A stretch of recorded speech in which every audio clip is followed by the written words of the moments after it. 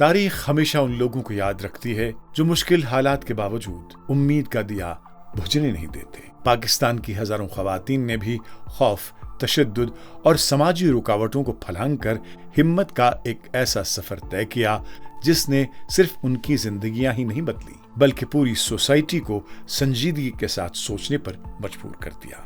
اس سلسلے کی ایک زندہ مثال ملالہ یوسفزئی ہیں۔ When women are educated, there are more jobs for everyone. When mothers can keep their children alive and send them to school, there is hope.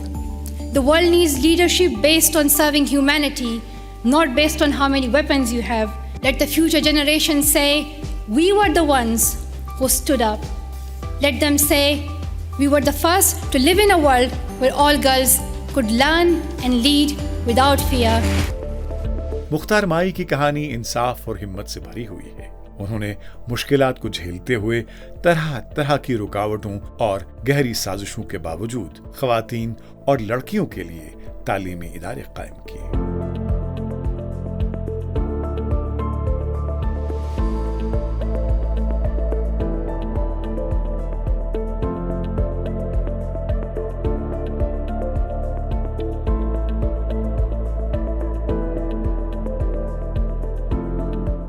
پڑھی لکھی کوئی عورت یہاں پر آتی تھی تو مجھے احساس ہوتا تھا ہم بھی پڑھے لکھے ہوتے یا اس طرح کیسا ہوتا، لیکن مجھے یہ بھی کوئی جیسے ایک انسان کا خیال ہوندے سارے میرے والے بھی سکول بن سی یا یہ بھی نہیں تھا، لیکن وہ سب امید بھی نہیں تھی جو یہاں پر کوئی سکول ہوگا یا جیسے بس اتنا اچانک انہوں نے 5 لاکھ کا چیک مجھے دیا تھا۔ میں نے کہا نہیں، آپ 5 لاکھ کا چیک رکھیں، مجھے ایک سکول دے دیں۔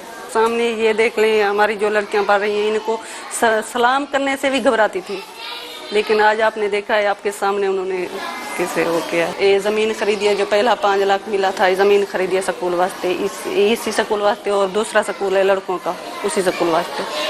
دوسرا جو پیسہ آیا ہے میں تو کچھ سما 22 لاکھ کنیڈین ہے کمیشن کی طرف۔ یہ 2 کمرے بنے ہیں، باڑہ بنا ہے، اور بھی کام ہو رہے ہیں، ابھی تک کوئی مکمل ان کا وہ نہیں ہوا، حالی کام جاری ہے۔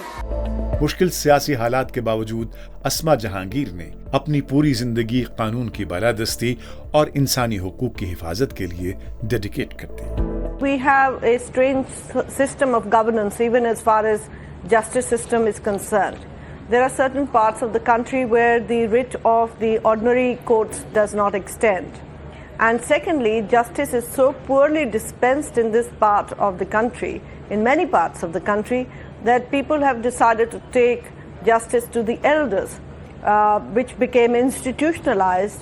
And now with a new transition to democracy, people are trying to go back to a justice system which unfortunately is very much discredited.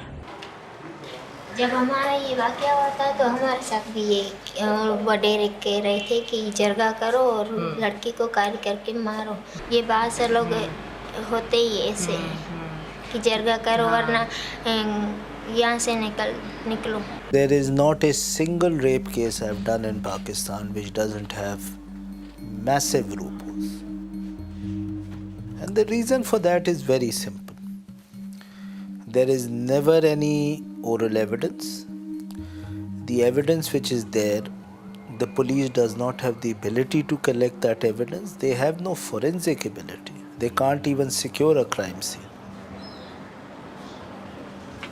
So, whenever I take a case, the only thing which is important to me is why will this girl lie?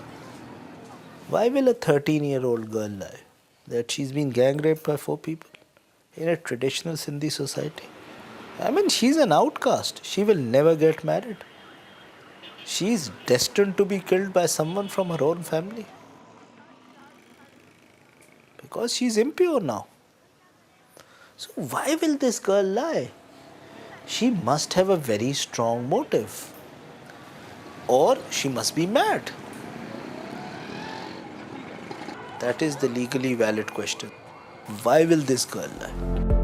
Pakistani خواتین زندگی کے ہر محاذ پر ایک خاموش جنگ لڑ رہی ہیں۔ کوئی اپنی بیٹی کو اسکول بھیجنے کے لیے روایات کا مقابلہ کر رہی ہے، کوئی اپنا چھوٹا موٹا بزنس شروع کرنے کے لیے مشکلات جھیل رہی ہے، اور کوئی استاد، ڈاکٹر، انجینئر یا پھر کوئی اور باعزت پروفیشن اختیار کر کے اپنی قبیل کے دوسرے لوگوں، خاص کر خواتین کو راحت پہنچانے کے کام میں مگن ہیں۔